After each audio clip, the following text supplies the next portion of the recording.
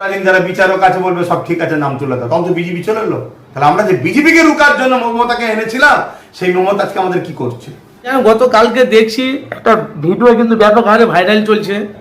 সে ভাঙড় থেকে ভাইজান কোথায় গিয়েছিল জানি না, সভাতে সেখানে কিছু মানুষ বলছে আরাবুল আইএসএফে যোগ দেবে। ভাইজানকে প্রশ্ন করা হয়েছে, ভাইজান বলছে আমি জানি না, আমাদের দলের যিনি প্রতিষ্ঠান সেটা আমাদের বড় ভাইজান জানে।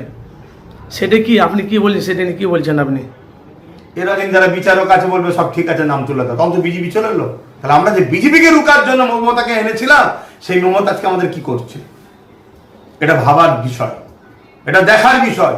কিন্তু আজও নওশাদ সিদ্দিকী আন্দোলন করছে।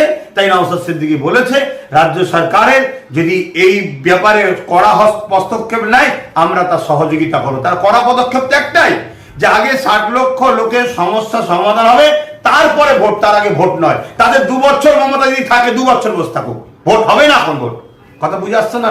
এটাই তো নষ্ট বুঝতে চেয়েছে, আগে সমস্যা মিটাও। ভাইজান গতকালকে দেখছি একটা ভিডিও কিন্তু ব্যাপক হারে ভাইরাল চলছে।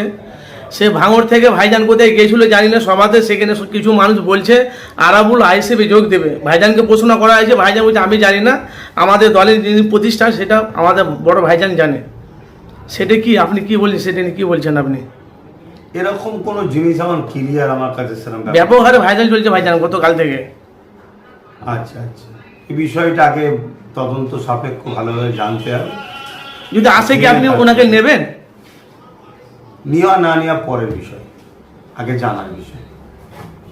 তবে আমি এতটুকু বুঝি,